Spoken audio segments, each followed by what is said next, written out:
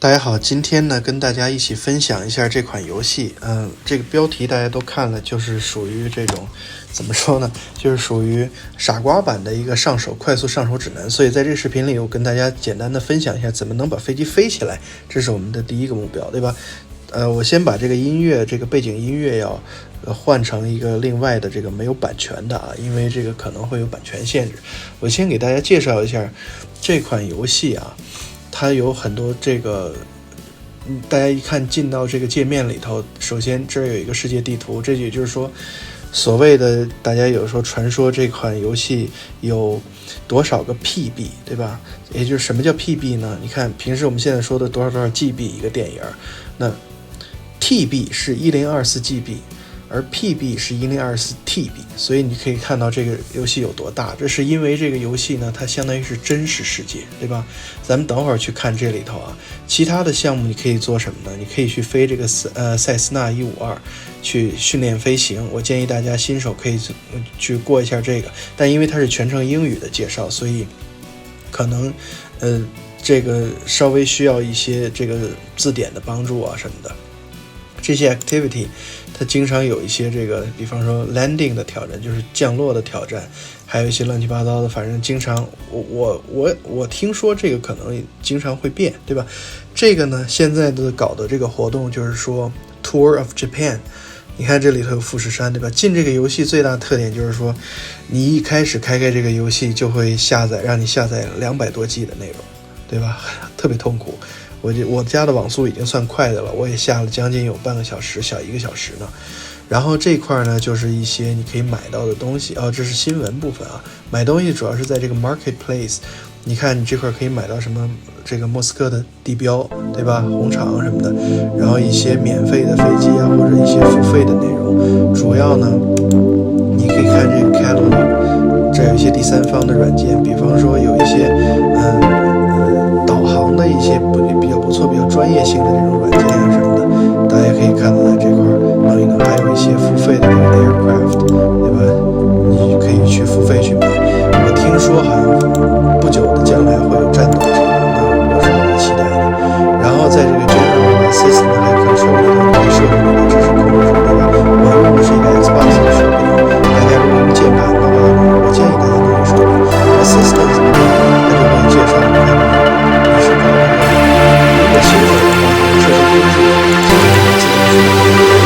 咱们想挑战真实世界的话，设身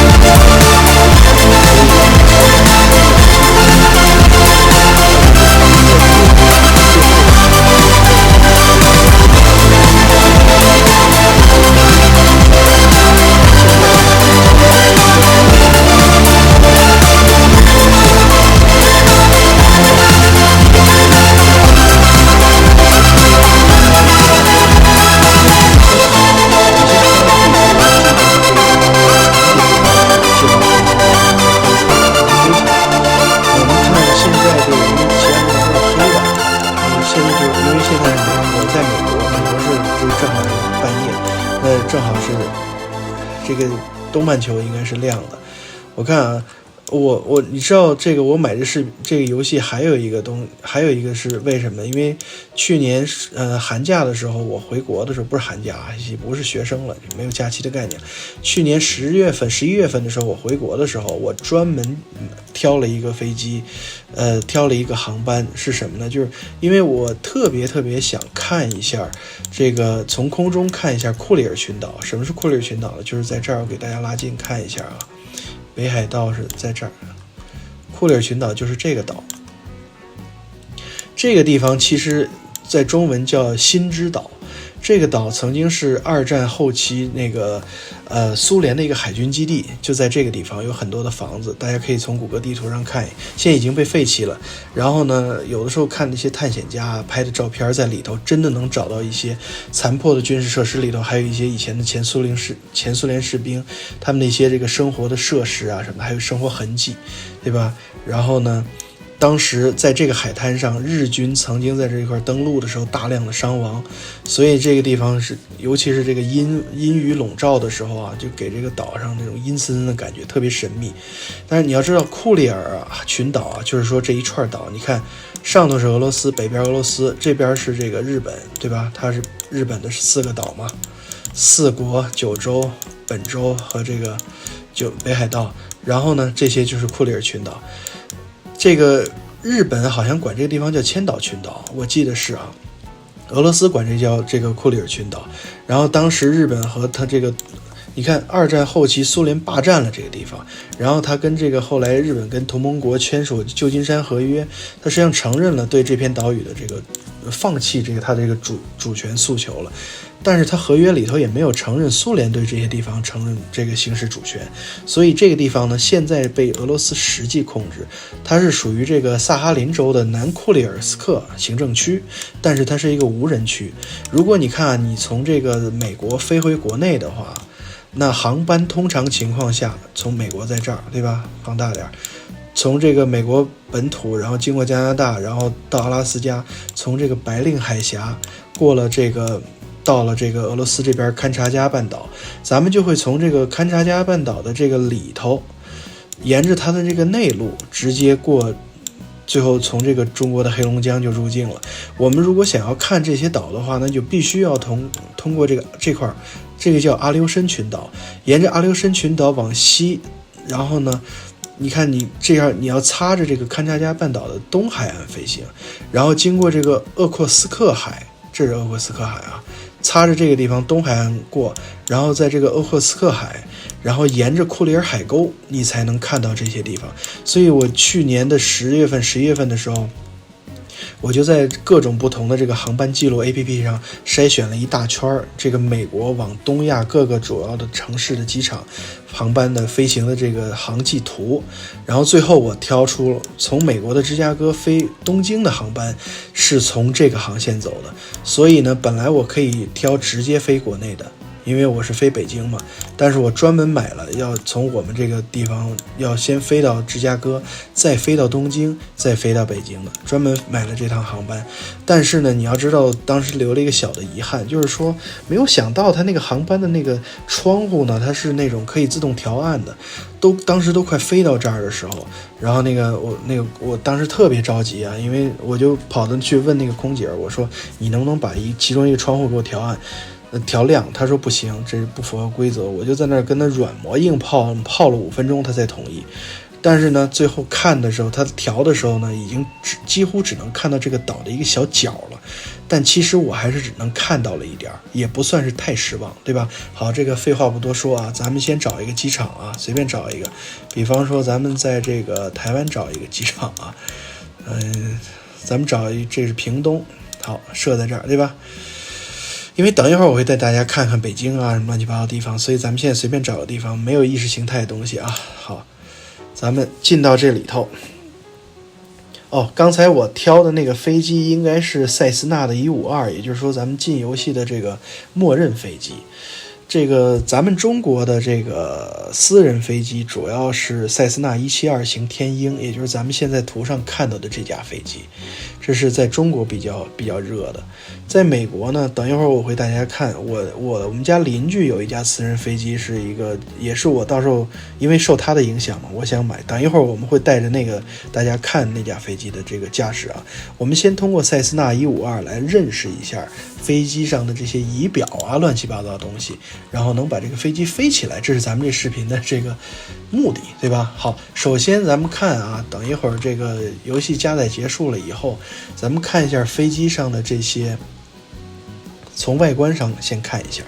好，我们来先认识一下飞机的外头的这个啊，大家可以看到，现在我动的这个东西，它叫方向舵，英语叫 rudders。rudders 这个东西是干嘛的呢？是在飞机上最常见的控制方向的装置。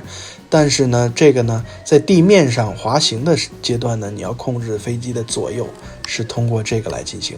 绝大部分的飞机是没有 reverse， 就是不能往后退，这一点大家要注意。所以呢，如果要是往后退，大家看是需要牵引车，所以所有飞机往前行进都是通过发动机往前带，或者说螺旋桨往前带，这跟汽车有一个不同的地方，对吧？从舱内我们看一下这底下啊，看这底下方向舵其实就是左底下的这两个东西。好，那我们看一下，再看外头，我不知道大家能看到这个鼠标没有？这两个东西，这个东西叫做襟翼，英语叫做 flap。这个东西呢，其实就是属于，它是就是改变它这个机翼的这个剖面的弧度，增加这个机翼可以提供的升力，所以你飞机的飞行、降落和起飞的时候都会用到它。那两边还有两个啊，调一下，这个地方叫做副翼。副翼是干嘛用的呢？你飞机在空中想要转向，主要是靠它，因为它其实就是属于怎么说呢，在机翼的后缘，对吧？提供一个这个，它是通过这个左右的这两个这个板动的时候啊，产生的这个偏转，怎么说呢？就是升力差，可以使飞机产生一个转动的这种感觉。所以呢，这个飞机在空中的转向就是通过这个副翼来的，副翼、襟翼。然后有的大飞机呢，咱们这现在小飞机上没有啊，大飞机呢，这上头还有一个，有的时候你看降落的时候，这上头有一个这样的板，对吧？那东西叫扰流板，英语叫 spoiler。扰流板其实也可以叫做减速板，顾名思义，其实就是帮助飞机减速的。在飞机落地的时候，我们就是经常能感受那种轰鸣那种声音，它就是这个扰流板给翘起来了。然后我们现在看这个机舱内部啊，首先我们看飞机，无论是什么飞机，其实都是大同小异。你学会这架飞机的这个控制，基本上所有飞机都一样了。只不过有一些现在比较高级的飞机呢，它都是电子版了，所以把这些仪表放到那个电子的那种屏幕上。大家看啊，最左边左上角的这个东西，它叫空速表 （airspeed indicator）， 对吧？通过它，我们看一下左侧的这个。这对，看见这个了吗？这个东西其实就是属于它这个，它怎么说呢？就是空速管，它就是通过测这个总压和这个静压的压差，它间接测出它的这个，也就是说它在飞机在这个空中相对的这种运动速度。那仪表盘上我们看一下这上头的这个仪表盘上写的什么？被指针挡住了，是这写了一个 KNOTS， 它的单位是 knots， 也就是中文翻译成节。节是什么意思呢？就是海里每小时的意思。好像写成 NM 一杠一个 H。你看这个表啊，绿色的范围它指的是飞机正常的巡航速度的范围。高于这个速度呢，它就进入这个黄色的这个警告区域了。如果要是超过这个红色区，那基本上是飞机就有损坏和解体的危险了。所以你一般啊收起这个襟翼，也就是说我们看到这块有这个 flap， 对吧？这儿写着呢 flap wing flaps， 对吧？也就是说上升降落的时候，我们看到这两个，这个收起襟翼的时候，也就是不在上升和下降状态的时候，75节是飞机最小的巡航速度，低于这个速度飞机就会失速，对吧？好，第二个我们看到这个表，为什么是斜的呢？这个表是什么呢？姿态显示，对吧？当然这现在是错着的了啊。这个仪表是干嘛用的呢？其实这个是属于飞机中最重要的一个设备了，它就是表示你现在飞机的目前的这个姿态，你是爬升啊，还是下降啊，还是斜着的？你看现在是显示是斜着的放着，对吧？你看这上头这个蓝颜色这个地方代表天空，下的这个棕色呢代表的是地面，然后呢这个平的这根白线就是地平线，而这个橙颜色的这条线就是你飞机的位置。所以呢这个东西呢它叫做这个好像叫 artificial horizon， 也就叫人工地平线还是什么玩意儿，对吧？它飞机姿态就是通过这个东西就可以看到了。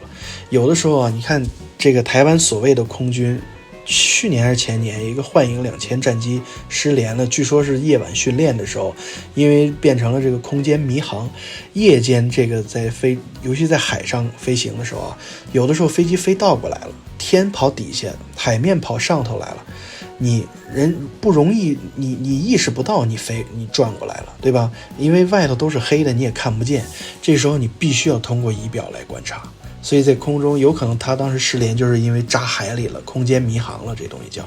好，我们看这个表，这叫气压高度表，叫气压高度表，对吧？ altimeter。它其实就是显示飞机的这个气压高度的。你看它这块啊，我凑近点看啊，咱们凑近点看，你看这上头显示的这块有一些这个小的指针，对吧？这块有一个什么29.8、30，你看啊，这个地方你是需要调整的，这是干嘛用的呢？主要就是在不同的大气条件下，你要去把相应的海平面这个气压修正到标准大气这个条件下，所以这些东西参数，你看我通过这个。把我现在我在机场的这个地面上，我要修正成0，这样我下降的时候我才知道，哦，原来我的高度到这儿的时候是0，对吧？那你这些东西都是要通过这个航图啊，或者说比方说这个交通管制的这些东西，它都会提供给你这些数据去调的。那我们现在看右边这两个啊，这两个就是属于刻度盘可以旋转的这种无线的这种电罗盘，你可以旋转底下这个钮，你看了吗？然后这个盘就可以旋转，这个干什么用的呢？其实就是属于，你看你转动刻度盘，然后让这个刻度盘的指示当前这个 heading 什么意思呢？就是使得你这个刻度盘和罗盘指示的这个 heading 这东西不好解释。也就是说你要调这两个东西，这比较专业啊，这东西就是像全向天线向所有方向发射的信号台的这个 CB， 就是这个 compass bearing， 这东西又比较专业，这还真不好解释。你看我们现在这些东西是需要手动调的，对吧？但是有一些像比如说 RMI 啊，就是 radio magnetic indicator， 是不需要手动旋转去调的，就可以把这个 hearing 给同步了。Hearing 什么东西呢？我们看这个地方啊，就是看这个表，航向指示 hearing， 不是 hearing， 这个 heading indicator， 航向啊，在这个航空中航向有两个，一个是地理真航向，一个是磁航向，它二者之间它这个夹角就是这个本地的磁偏角。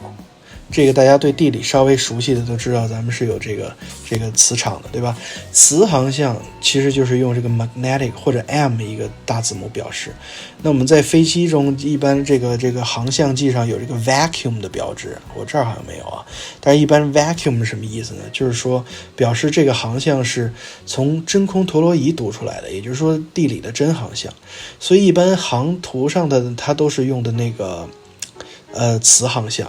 对吧？它航向数据，所以这中间有一些这个需要你有专业的知识才能去把它给计算出来。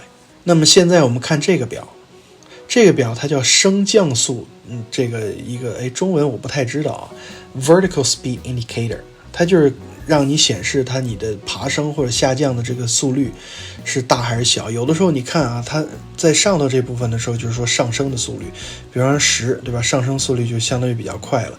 一般来说，你把它停留在这条线的上下左右附近是可以比较稳定的。如果是往下都快到20了，说明你的机头已经快扎到地面上去了，这时候你要注意了。主要就要看这个表和这个表，对吧？这个表看你的上下的这个水平姿态，而这个表叫侧滑仪 turn coordinate， 对吧？中间的这个小飞机啊，你看这个，你看它这个地方其实就是表示的飞机是在向左还是向右转弯。如果它这个机翼啊达到这个地方 L 的时候，或者说达到 right 这边的时候，也就是说是标准的这种转弯，对吧？这个时候的它的这个转弯的这个姿态是比较稳定的，易于控制的。如果跑这边来了，说明你这个转的这个太那什么，容易立刻就失速，然后就容易造成危险。然后中间这个小球，这是个 2 min 这块上头，对吧？这个地方如果要是在中间的时候，说明你是没有侧滑的。小球偏左说明向左侧滑，偏右向右侧滑了，对吧？然后呢，基本上保持飞行器在这种无侧滑的状态下飞行，你要保持这小球在中间就行了。所以这个表，其实这6个表都是非常非常重要的。你看啊，飞机一般在起飞降落，尤其是降落的时候啊，降落这个过程呢，在航空的专业术语叫做进近。第一个进是这个进入的进，动词那个进；第二个进形容词远近的那个近。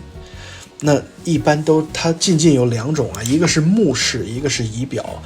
我们看这个，其实大家要知道，一般来说驾驶飞机，你看啊，我这个地方有的时候啊，你驾驶飞机的时候，你会发现，哇，我这个控制台怎么那么高，我都看不到外头，我怎么降落起飞啊？飞机的起飞降落啊，通常情况下是通过仪表来这个进行的。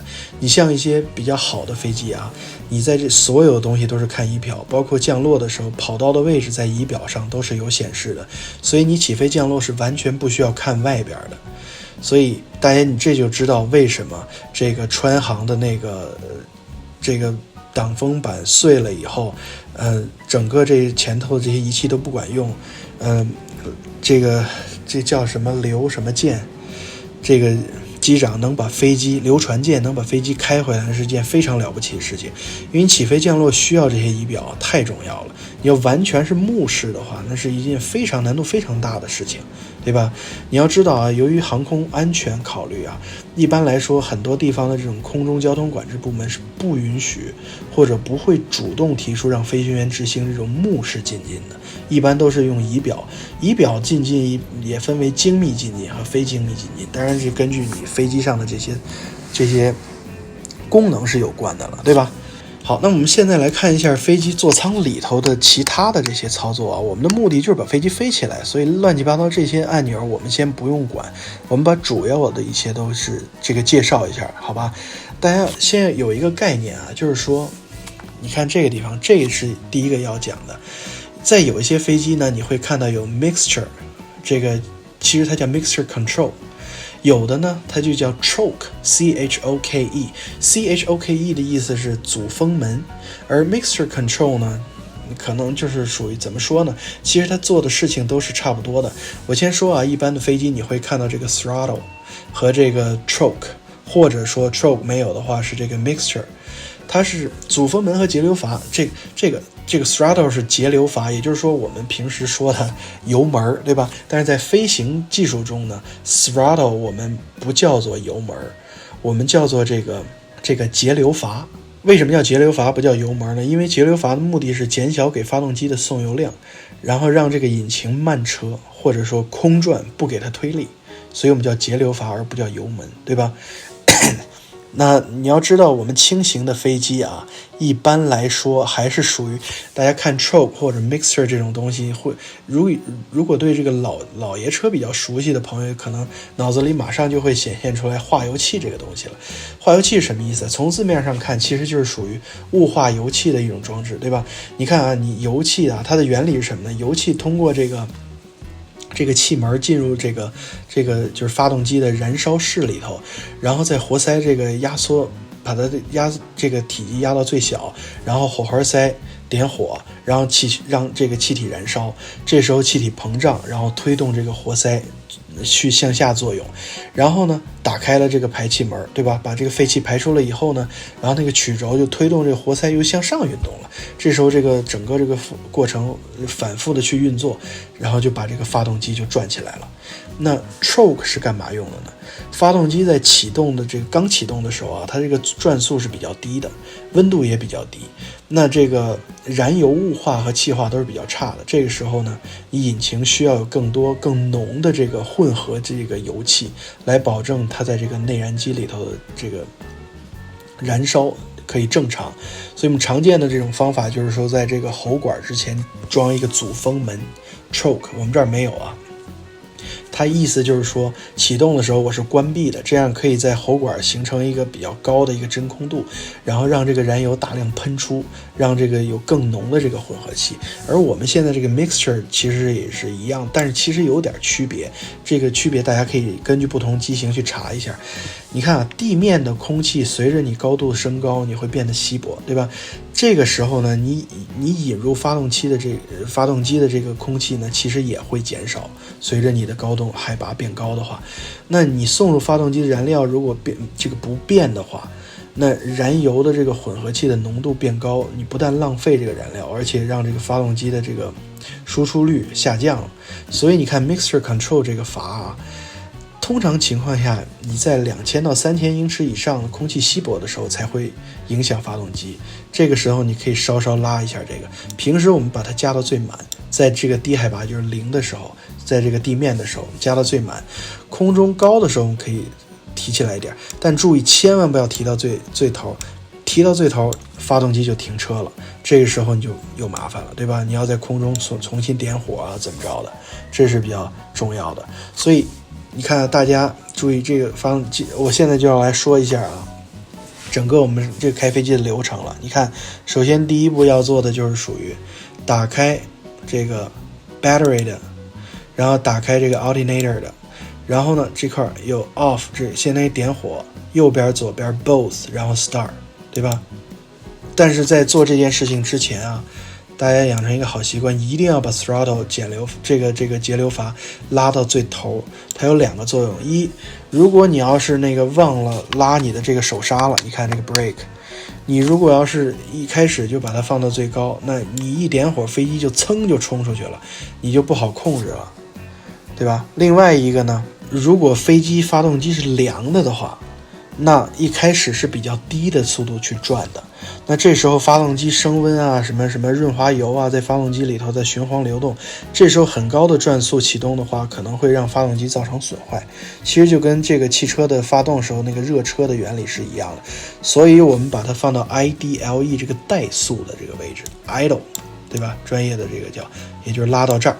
好，这时候呢，我们现在把这个电源刚才都打开了，先试一下。现在这个面板的灯，这个 Pilot Heat， 我们先打开啊，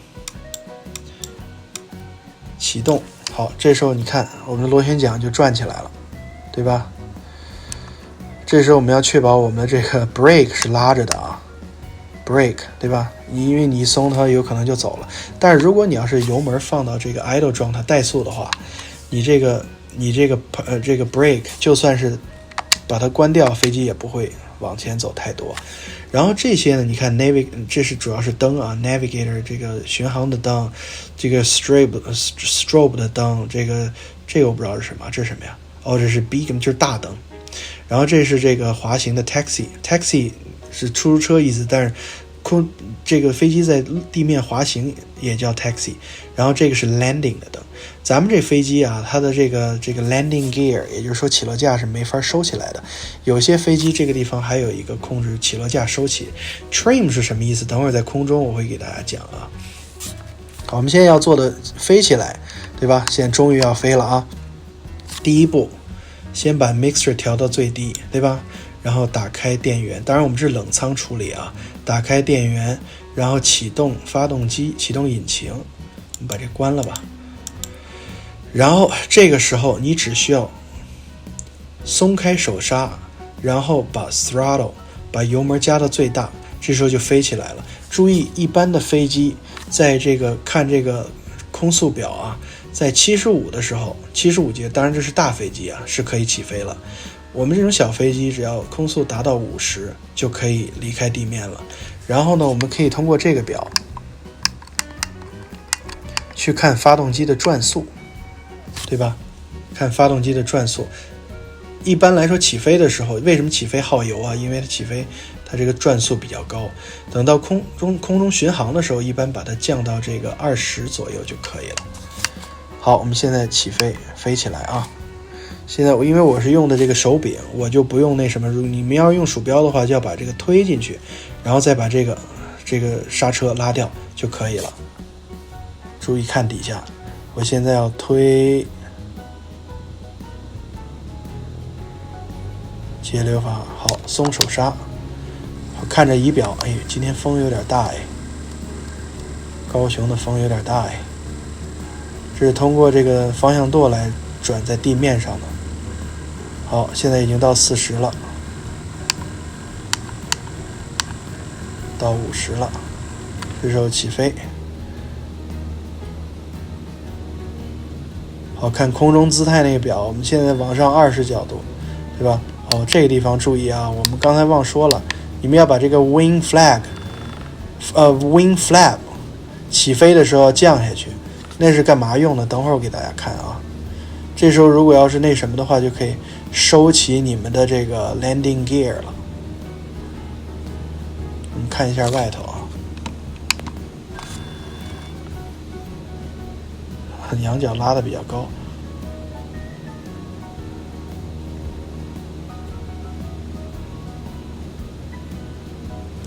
好，大家看这个是干嘛用的呢？这个 trim， 也就是说，等会儿有点手忙脚乱，要控制飞机，还要给大家看这个，看这个东西，这东西干嘛用的呢？也就是说，你看啊，你有的时候你飞机啊，你看它这个机头老要往上，你还得它自己就往下了，你还得再掰上去，再下来，再掰上，再下来。但是如果你要是把这个东西调起来的话，trim 这东西就是微调，然后并且保持巡航状态。你看它现在自己就在这个位置停住了，你就可以松开你的方向舵了，然后让它自己保持巡航状态。当然这时候我需要收一些油门了啊，油门不能这个太那个什么，油门收一点。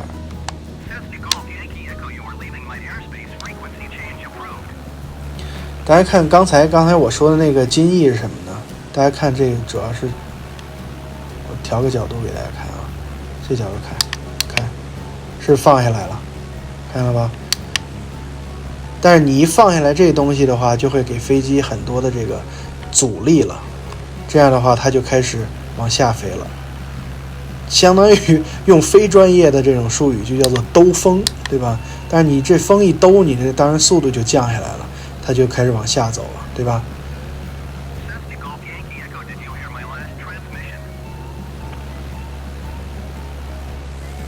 好，现在我们玩一下这小飞机，然后用那小飞机来讲一下这个降落啊。对，我跟大家说一下啊，如果大家有这个谷歌地图的话，比方说你有的人新手有的时候会犯一个错误，就是说你看，哎呦，这地方是这个预设的这个机场，对吧？然后这上头还有好多小白点点，这是现在正在玩这个游戏的玩家。或者有一些机场具体是什么我不太清楚啊，应该是现在正在玩的玩家。那比方说我喜欢上了地球上的某一点，我就想去那儿看看，难道我要从最近机场飞过去吗？不可能，你要飞好几个小时，对吧？你需要做的就是在某个地方随便点一下，看见了吧，就可以在这儿。当然这是你知道它的位置前提。比方说啊，我想知道一个什么东西的位置，但是我不知道具体在地图上怎么点，那我们需要打开一个浏览器。比方说我想要找这个什么地方呢？富士山吧，我们就找，比方说我们要找富士山的位置，不对，这是富士山这个餐厅，对吧？找富士山的位置，大家看这儿，对吧？多点两下，点近点。好，看上头这一串里头，在 at 圈后头有一个这个。在17，这个是 altitude， 这不是 altitude， 这是地图的这个整个的这个放大 zoom 的情况，这是 Z 是代表 zoom。好，你把这个坐标考一下就可以了，对吧？它是属于 decimal 的，当然你如果用是那种分秒时也可以。好，把浏览器缩回去，在 search 这个地方把刚才我们弄的这个拷过来。好，你看这块就直接给出这个坐标了，它直接就跳过来了。你需要点一下它，然后设置 departure 起飞。好，我们就在这块。现在我把我最喜欢的那个小飞机调出来啊。哎呦，正调富士山，会不会咱们刚进入游戏就撞山呢？这是我最想买的一个小飞机，为什么？等会儿带大家看一下啊。等会儿我们进入游戏就可以体验到这个游戏的乐趣所在了。你会看到雄伟的富士山，这个游戏当然的对你电脑的这个显卡要求比较高啊，但是如果你的这个条件足够的话，你会看到非常非常清晰的画面，非常非常的美。我从这个游戏已经去了这个世界上很多的这个雄伟的地方了。喜马拉雅呀，或者富士山呀，或者哪儿啊，就是我想去但是没去过的地方，我在这上面看很爽很爽。我们看一下，没看到富士山，因为它在我的底下，看见了吗？富士山它是一个火山哦，这就是富士山，是不是有一种震撼的感觉啊？有的时候玩这个游戏玩的就比较激动，因为很多你想看的东西，平时去不了的地方，从这个游戏你可以看到了。有的时候你可以从这个游戏看到你自己家，对吧？这就是富士山。我曾经在飞机上见过富士山，但是我没有真正的去富士山攀登过，还没有这个机会。飞机上倒是见过几次。日本这地方啊，真是小，你只要飞起来，你会发现，哎，一会儿你就能看到这个，一会儿是这个城市，一会儿那个城市，你从飞机上这个图，因为你看左右，你基本上都能看到海，对吧？这边是海，这边也是海，所以日本岛其实就这么一点儿，所以你在日本飞的话，其实很多地标很容易见到，所以而且你坐这种民航的飞机啊。你看的这个日本的城市，一会儿就是接这个，一会儿就是接那个，对吧？什么名古屋，一个什么乱七八糟的，横滨，乱七八糟，对吧？咱们现在看到这边应该是伊豆的雪嘛，有的歌里经常唱，就是因为它在富士山的边上，雄伟的富士山。好，咱们现在换一个东西啊，咱们来讲一下这个飞机，来体验一下降落，同时说一下为什么这个飞机我很喜欢。这也是我等我考到这个飞行驾照以后，我会考虑，如果买这个私人飞机，我会考虑买这个。我们家邻居就是用的这个。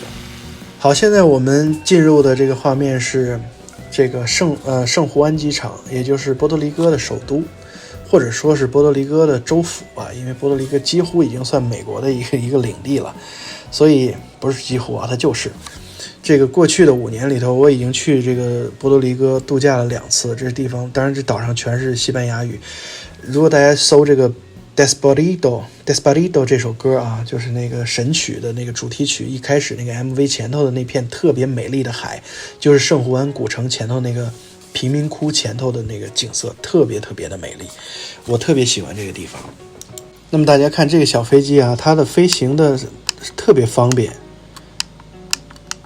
面板也很简单，基本上就这么2个钮，把主发动机开以后，然后打火，然后给油就可以飞了。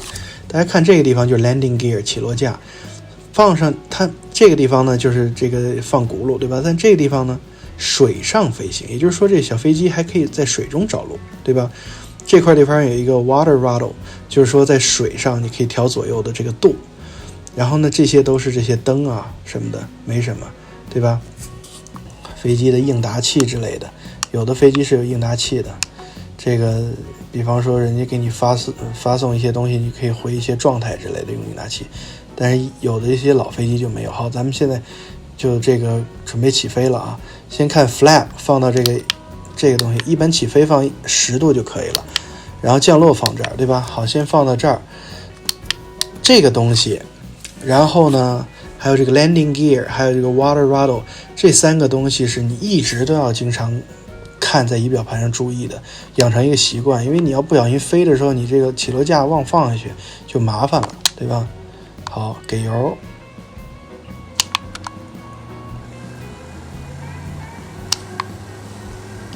它就飞起来了。这个小飞机啊，基本上40多节就可以飞起来，但是你能感觉它有点慢，所以它只适合在一些近距离随便飞一飞。但是风景是真不错呀，这视野，对吧？哦，已经到了可以起来的速度了。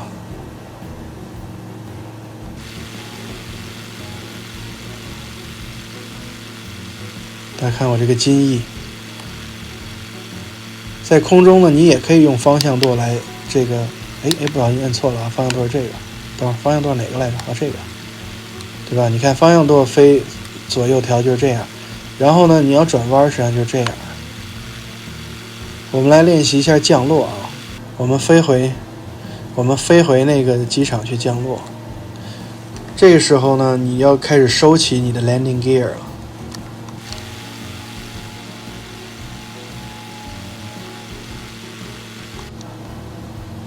然后 flap 也要收了，然后就开始自动巡航了。用这个 trim 自动巡航，调整一下姿态。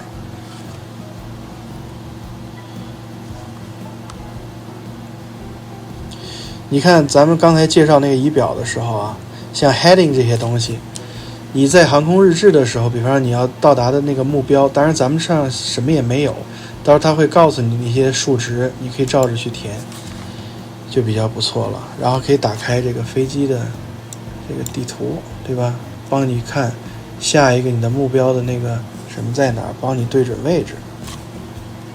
我前年自驾游在波多黎各整个这个岛上，带着我爸妈还有我2个闺女转了整整一圈，看了很多什么大溶洞啊、阿雷西波啊，那个天文台。最爽的是我们发现了一个在东部的山区里头有一个它有一个乳猪之乡嘛，我们在那儿吃的那个乳猪可爽了。当时呢，那个认识了一个热情的老板，带我们进去这个看他那个仓库里头的放的乳猪。当时因为他西班牙语，他不会说英语，我又不懂西班牙语，我们就在那儿比划着来。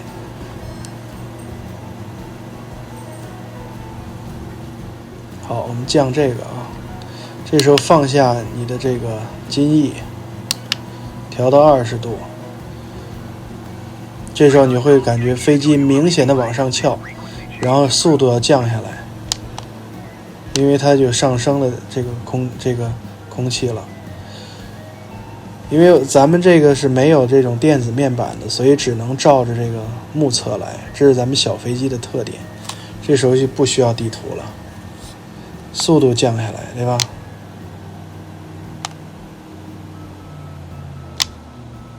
一定要看好仪表，然后向下降，对准跑道的位置。咱们其实刚才有点那个晚了，不应该这样。咱们其实应该早点就对准。现在为了演示我没飞太远，所以这是非常危险的行为啊！因为我这个下降的这个俯角已经太那什么了，到最后一定要盯着那个 altimeter， 盯着快降到地的时候，刚才忘那个校准了，不过应该是差不了多少。快降落的时候一定要拉起机头，否则就坠毁了。看 altimeter 啊，这非常重要。小飞机呢，这些航速表不是说特别准，这时候看看这个边上的窗户，然后落到地面以后呢，就赶快收油门，因为咱们已经几乎要到跑道的底端了。拉起仰角。等会儿没有放 landing gear， 要了命了。这没养成好习惯，对吧？我没有放起落架，你看造成了一个什么原因啊？我起落架放一半，收一半就坠了，对吧？所以就失败了。起落架只要放下来就没问题了。好，给大家顺便看一下失败的场景如何。好，咱们现在重新飞一下，咱们搞这个海上降落感来试一下，这也是我喜欢这个飞机的最主要的特点。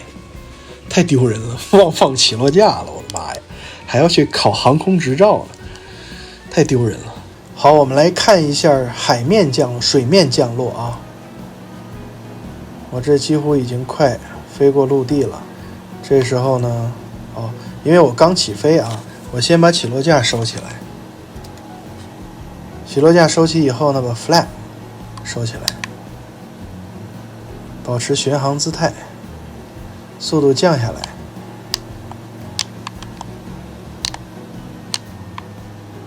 你如果速度一直很快，就把发动机给烧了。好，这时候看我们这块的地图，已经进入这个加勒比海了，这就是加勒比海。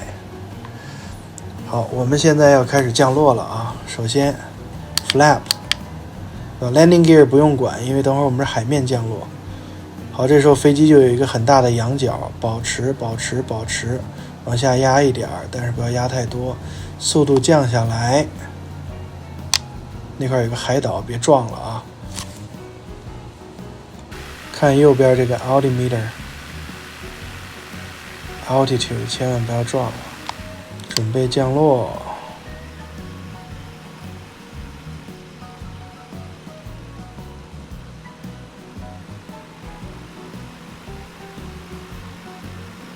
像这种没有参照物的降落啊，其实是很困难的。你主要看这个海面的纹路、水面的纹路。当你看得很清楚的时候，就代表你几乎就要降落了，对吧？有的时候你需要一些参照物，注意拉起一个仰角，保证飞机不会坠掉。